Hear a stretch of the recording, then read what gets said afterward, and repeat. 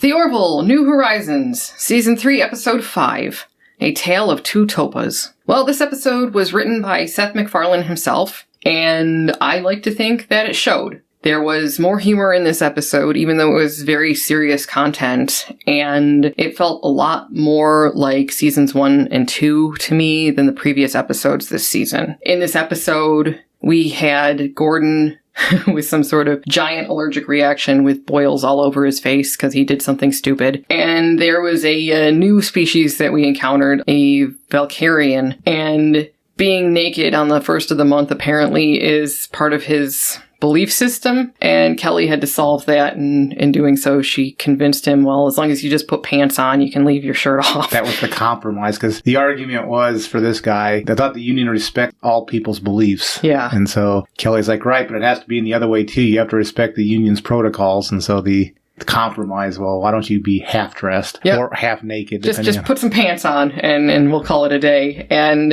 so the humor was back. I know a lot of people were complaining about people complaining that the humor was gone. And I don't think that they really understood what a lot of us were talking about when we said we missed the humor. Because, at least for me, this episode, it was humorous enough. This had those silly little weird things, like Kelly having to deal with an alien whose belief system required him to be naked once a month. That tickled my funny bone, and I was glad that kind of thing was back. That's one of the things that I loved about the Orville. And I think that there were people out there who were still being very rude about people who were sad that the humor was gone. And even after this episode, they didn't seem to quite comprehend that this episode had that humor back in it. So I don't think those people understood what those of us who missed the humor were actually complaining about. Well, some humor was back. I still don't think they've reached even Season 2's level of humor. But you could see they were trying in this episode to put more into it. Yeah, but as I said, for a serious episode like this, there was enough humor in it to make me feel like this is the Orville again. More so than the other episodes so far this season. So that made me happy. Now, in this episode, the actual story, this was set up from the very beginning, as in Season 1. Because, obviously, if you have been watching the Orville all along, you know that Topa was born female. And on Moklis, it's an all-male society. So what do? They turn their females into males, surgically. There was a court hearing. Bortus was trying to prevent this from happening. Clyden wanted Topa to become male, and Bortus lost. So here we are now, 2 seasons later. Moklins grow faster than humans, so Topa is probably about the equivalent of like a 16-year-old human at this point. And in this episode, we learn that Topa is struggling because they don't feel right in their body. Or she or he. They never really explained what that meant. Because I think, as much as I did enjoy this episode, that's the one thing that did bother me. They didn't really explain why Topa wasn't comfortable, why Topa was questioning things. Mm-hmm. If they would have shown him interacting with other people or doing something that made him feel out of place, I might be able to go, okay, he just was wandering around saying, I just don't feel right. And he was just sad, and at one point he was contemplating suicide. Mm-hmm. I don't think they did a very good job explaining exactly why weren't you fitting in? Why were you questioning things? Yeah, because in a previous episode, we had seen Topa, and he was a very nasty little boy who hated girls and didn't respect women, and would be pushing little girls out of the way to get toys that he wanted. This was Clyden's teachings that were causing Topa to be this way. So the fact that Topa was forming this close relationship with Kelly, it felt more comfortable around Kelly, it kind of came out of nowhere. They didn't really do a good job of establishing what was going on with Topa. So I completely agree with you with what you just said. And it's disappointing because it would have been nice to explore that, because it kind of came out of nowhere. We as the audience, and obviously the other characters on the show, pretty much everybody except for Topa, knew that Topa was born female. So for us watching the show, it seemed only right that Topa should learn the truth, because Topa wasn't given the choice as to whether or not Topa wanted to remain female in an all-male society, or if Topa wanted to just conform. So it really wasn't right to force a surgery on an infant like that when it was a perfectly healthy infant. It's just the society didn't want females. So, I mean, to me, this could have had several different meanings to it. Not just the transgender theme, but also, for instance, in some cultures where males were prized more than females. So, for instance, China, with the one-child rule, so a lot of female babies were aborted or given up for adoption. This had some of that in there as well, because females just weren't worth anything, so you wanted that male. And in Moclan society, what they did was they took female babies and did a surgery and turned them into males. Like you said, I wish they would have talked about why Topa didn't feel right in his body anymore, because I think that is a very important question. This is probably going down a path that I might get comments. Oh, I'm sure we'll get comments either way. But earlier when Topa was younger, Topa was portrayed by a male actor. Mm-hmm. In this episode, as soon as we saw Topa, I knew that was a female actor. There were facial features that, to me, came across as feminine. Yes. And I know that's going to get me in trouble by just saying that. So they could have played on that, where as Topa was growing up, Topa was taking on these different features, and Topa was asking, well, why is my body doing this? They could have done something with that because they picked a female actor to portray Topa. I wish they would have. But they didn't do anything with that. So Topa was just walking around, I'm unhappy, but they never explained why. I'm unhappy living in this body. But why? What are you encountering that, I mean, the closest we got was Topa's not sleeping well. Yeah. That doesn't mean you're unhappy in your body. I mean, I appreciate what they were trying to do with this episode. And a lot of part of this episode, they succeeded. Mm-hmm. But the motivation here, this is the part thin. that didn't work for me. Yeah. I used to do a lot of studying in this particular area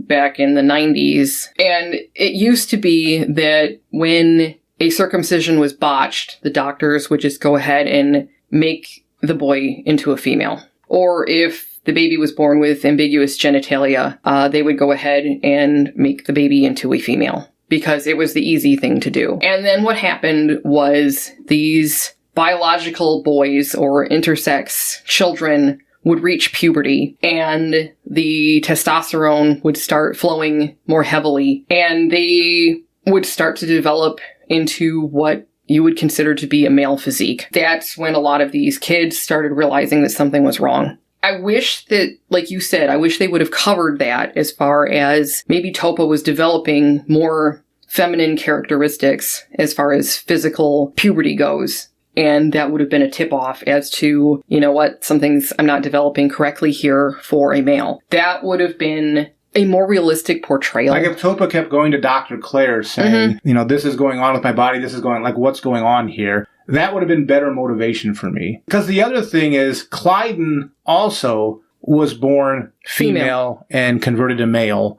But Clyden doesn't have any female external characteristics that I would call female characteristics. The motivation here just didn't make sense. Because I agree with you. If it just would have been Topa, like, bugging Dr. Finn all the time about, you know, this is happening with my body, this doesn't seem right, this doesn't seem right for a Moclan male to be doing. Like, maybe they botched the surgery. Yep. When they did it back. Like, that could have been an interesting episode. Yeah. I feel like I'm making criticism of this episode, or taking some criticism here, by pointing out that this was portrayed by a female actor, Topa now. And I'm just wishing they would have given me motivation for understanding why Topa was unhappy. Yeah. Because I think that's important. Because that does touch on what's happening in our current society now. But I need to know why Topa was unhappy. Just Topa was unhappy. To me, that's not enough for me to understand what Topa's going through. I know Topa was unhappy. Mm-hmm. They made sure through the episode that you knew Topa was profoundly unhappy. But I never got the sense for why. Just Topa knew something was wrong. How? How did Topa know something was wrong? Yeah. That being said, the pacing was better on this episode than the previous episode this was season. A long episode. It was the longest of this season. And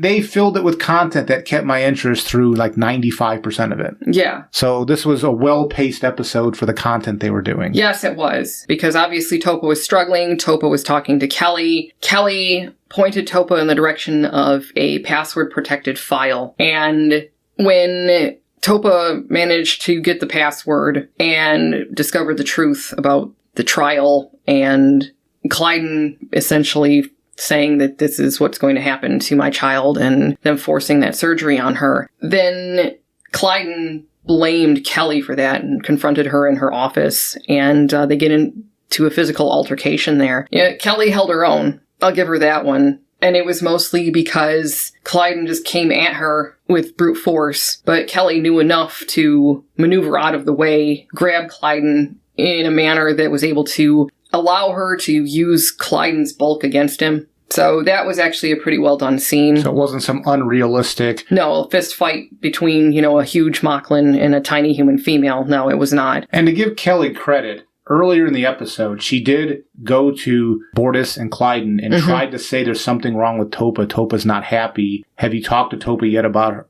his origins? Yeah. And Clyden was like, no. Oh, Clyden threw a tantrum. And what it turns out, is my take on this, is when Clyden was attacking Kelly and blaming this on Kelly, well, Kelly gave Topa a clue for that file, but it was password protected. But when Topa was trying to access the file and couldn't get in with the password, then a few minutes after that, a password appeared on the screen. And I guess the assumption was Kelly gave that password to Topa. It wasn't. Later on, Bortus admitted he saw the file as being accessed from the bridge, and he's the one who sent the password to Topa to get into the file. So this was not, yes, Kelly pointed Topa to the file, but Bortus is the one that gave the password to let Topa in to see that information. Yeah, so one thing I will say is Bortus is a good dad. Bortus put his child in front of everything else, including his marriage, because at the end, Clyden leaves. So that's it. Hopefully we won't see Clyden again, or if we do, it will be after a lot of contemplation on Clyden's part. Because one thing I will say in defense of Clyden is that Clyden was also born female. And Clyden had the same surgery done to him when he was an infant. And he only found out much later, by accident actually, that he had been born female. And I think what he was doing to Topa was trying to protect Topa from the things that had caused so much pain to Clyden. Clyden could not separate himself from Topa's needs. This was 100% about Clyden having to justify what was done to him. I think all of Clyden's actions throughout the entire series so far, his adherence to their strict Moclan beliefs, it has all been 100% trying to justify what he went through, because he can't deal with the truth. This is his way of pretending like everything is fine for him when clearly it isn't. So who knows, maybe in a future episode, maybe Clyden himself will decide to go back to being female. That would be a very interesting episode. That I would actually like to see. Because again, we could talk about what Clyden's feelings are, whether or not he feels like he was robbed of something by his parents in their decision to force him to be male when he was clearly born female. There could be a lot of discussion there. I'm not sure that the makers of the Orville will go down that path. Probably not. There are only a few more episodes left this season, so I don't think we're going to see that this season. But, maybe in a future season, if there is a future season, I would really like to see that. So anyway, what happens is once Topa learns the truth, Topa wants to have the surgery to return to being female. And of course, Clyden forbids it. Moclan,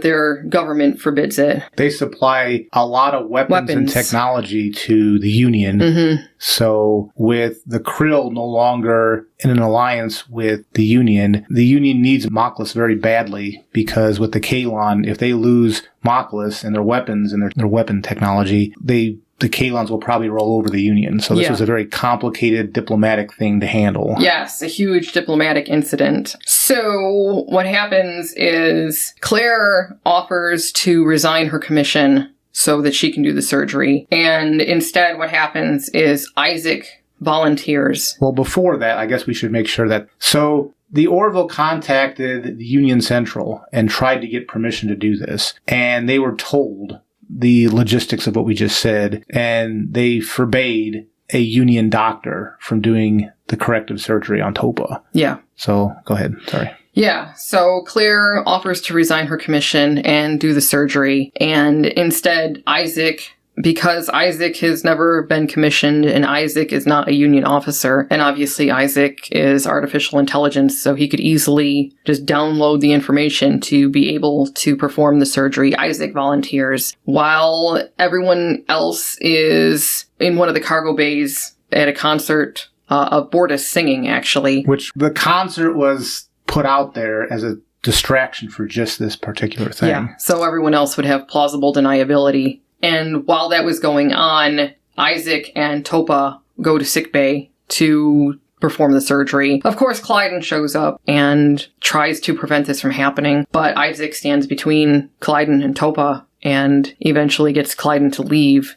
They perform the surgery, and Topa becomes female once again. And in response to this, Clyden does pack up his stuff and leave the Orville. And fortunately, because the surgery was performed by a Kaelon, that actually strengthened the Moclan resolve to fight the Kaelon. So the alliance between Moclus and the Planetary Union is intact. So that worked out quite well. And it was funny because at the end, we find out that the entire reason why Isaac volunteered to do this surgery was because he wanted to elevate his standing with the crew, and if he did that, it would help with the efficiency of the ship. Which goes back to the first episode when he committed suicide. Yeah. So that was a nice callback to he wasn't trying to be a nice guy to be a nice guy. He actually saw this as an opportunity for ship efficiency to be raised. Yes. Yeah, and that goes back to something that I felt for a while, that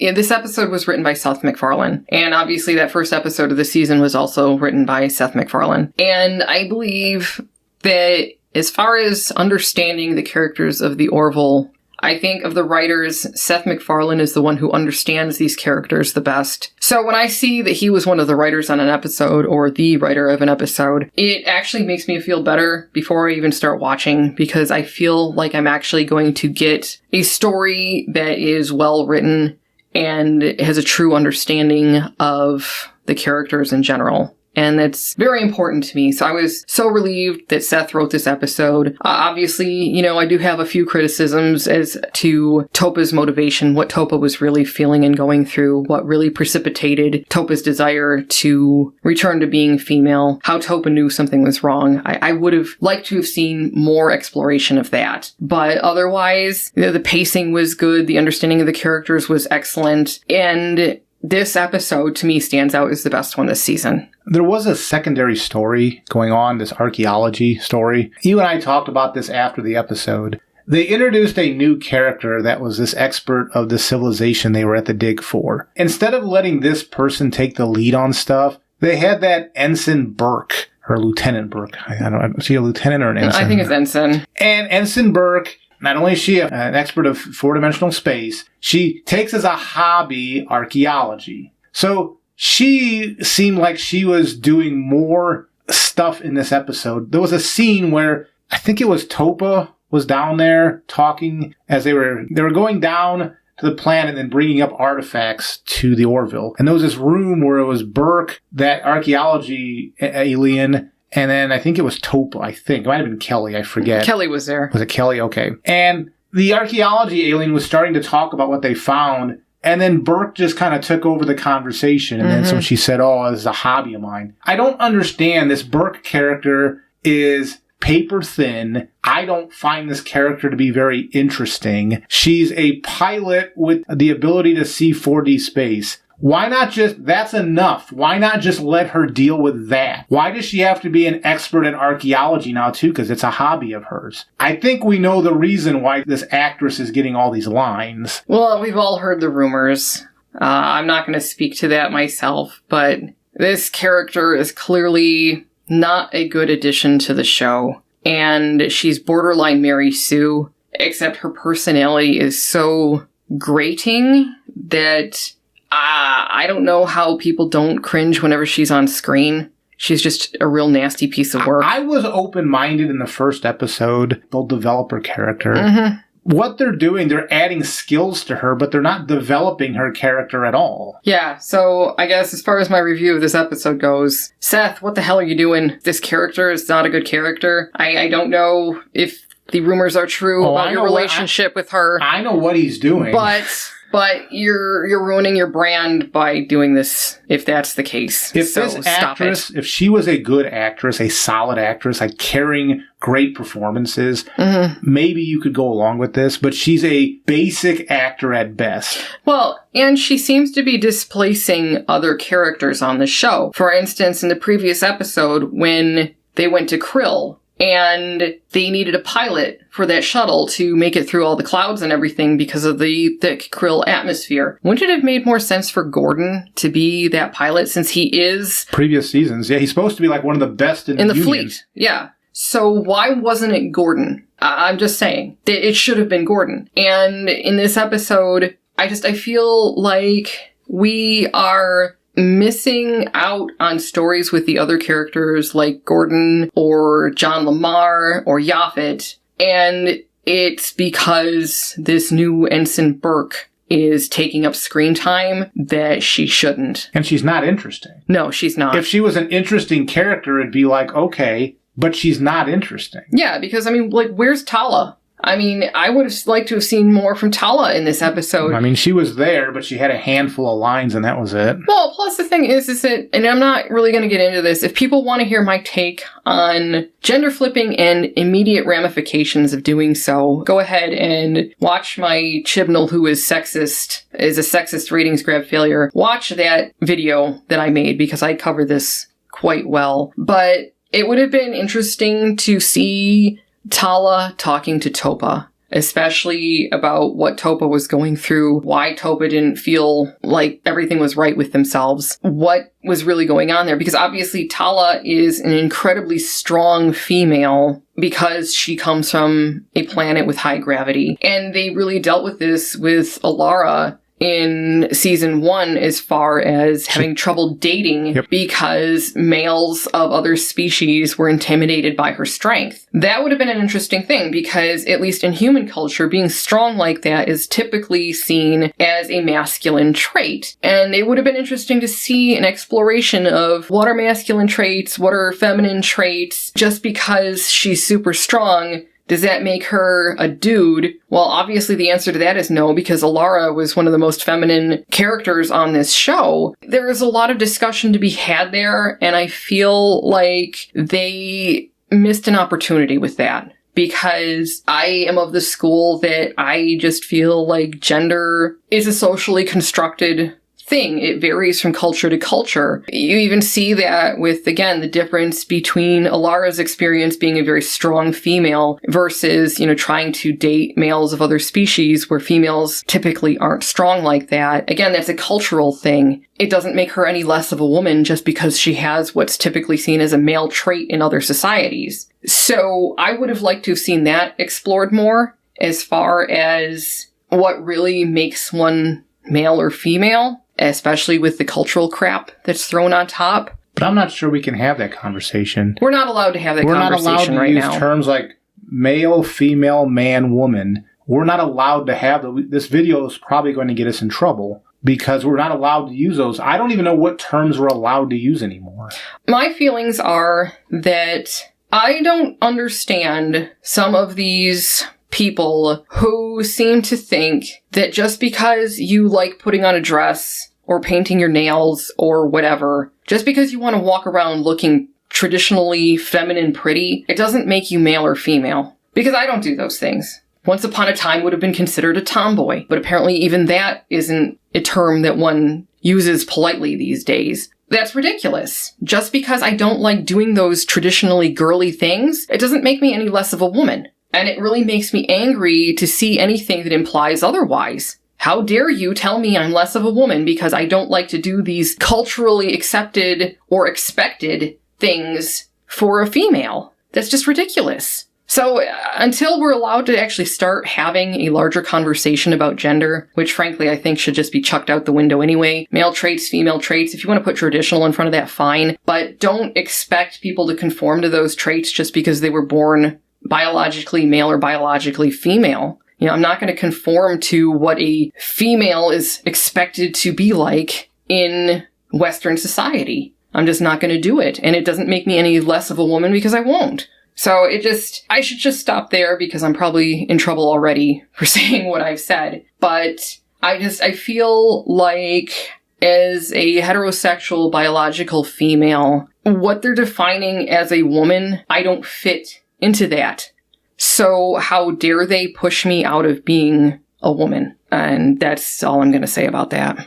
I try to stay out of these topics in general because I don't know what words are acceptable now. I'm an older person. I know in the 90s, a lot of what was considered feminism back then was allowing women to have the same opportunity as a man. Yes. So that they weren't discriminated against. So they were looking for equality. And now it just seems like all we're doing is scrambling terms. They're taking pronouns in our language and they are making them useless. Maybe that's a good thing, but how does one use the new language? I'm not going to use 15,000 pronouns. No. I'm not going to use the term it as a pronoun because I consider it to be for an object and human beings are not objects. So you need to come up with another pronoun that's generic. And then you and I have been talking. I mean, maybe we should go back Soviet style and everybody's comrade. If you want to use a pronoun, I'm just going to call you comrade. No. You be called the thingy, the dude puppet.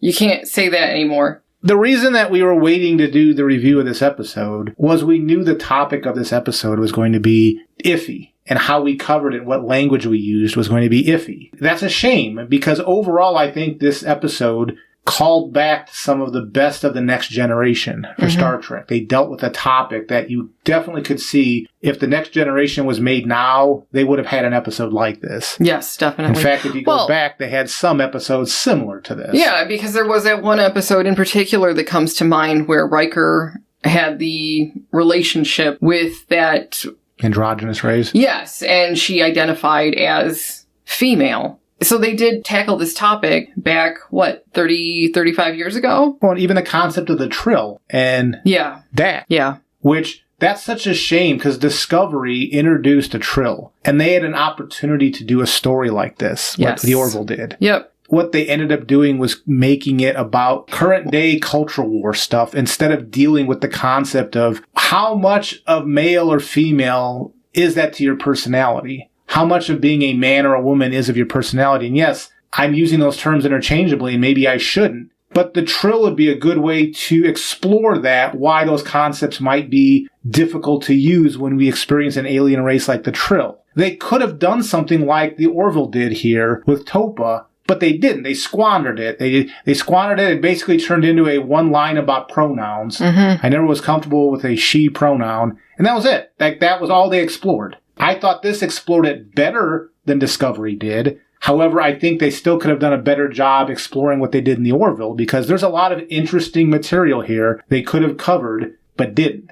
And I doubt they're going to get into it. No. There isn't enough time left in the season to cover that, and they've already dedicated an entire episode, the longest one yet, to this, and I think this is what we're going to get as far as they're covering this season of this. This was a good episode, though. Yeah, it was. Criticisms I'm making are only just things that I wish they would have done better. But what they did do was still pretty good. Yes, I completely agree. Because one of the things I would be interested in seeing, which obviously you couldn't cover in this episode because it ended basically with Topa having the surgery to go back to being female, and you just see Topa wearing a dress at the end, which again, just because you're wearing a dress doesn't make you a woman anyway. But my point is, it would have been interesting to see what Topa deals with from this point going forward, because Topa was raised a boy, and Topa was raised with an indoctrination of misogyny. And we saw that behavior, that acting out in a previous season when he was much younger, being nasty to little girls because women are inferior. So it'll be interesting. Well, I mean, maybe they'll deal with this, probably not. But it would be interesting to see how Topa deals with that going forward. Because, and again, watch my Doctor Who Chibnall's sexist ratings grab failure video to see my full thoughts on this. But part of what makes you who you are, it would be your past experiences. And Topa's past experiences have been as a little boy and being raised to hate women. So that isn't going to be able to just go away because he had corrective surgery to go back to being female. So I would like to see him dealing with all of that. Again, there are cultural things that go into expectations on women, But there's also biological stuff that has to be thought of as well. And it's like, do Moclans even deal with that kind of stuff? What exactly does it mean to go through puberty as a Moclan, male or female? So, well, they covered that a little bit. There was that episode where that Moclan engineer came on board and had a crush on Tala.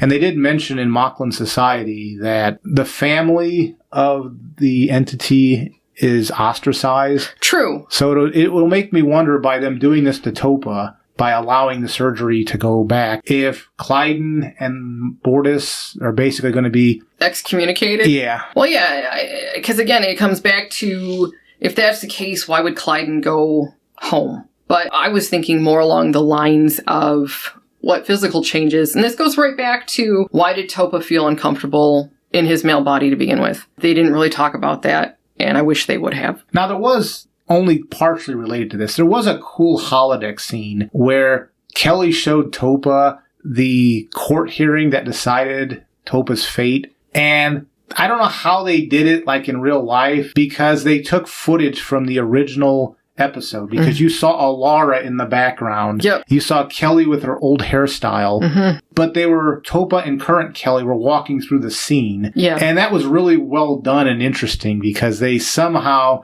pasted that old footage into what appeared to be like a three-dimensional scene that Kelly and the Topa actor were walking around in. So I thought that was really well done. That was really well done. So overall, criticisms I have, but this was a well-done episode. Is it my favorite of the season? I don't think so. I still think I enjoyed the first episode and the Ascended Being episode slightly better. But it's funny because it seems like every other episode I either like or don't like. So I would expect next week's to be something that I don't really care for. But this was a strong episode. I would recommend watching it. It really felt like something the Next Generation would have done. Yeah. And if you like the Next Generation, you probably will like this episode. Yeah. So again, problems aside, because there's only so much you can cram into an hour and 15 minutes anyway. As far as, a topic like this, there's no way you're going to be able to cover it from all sides in that amount of time. But what they did do, I think Seth MacFarlane did an excellent job. So I would highly recommend watching this episode, regardless of your thoughts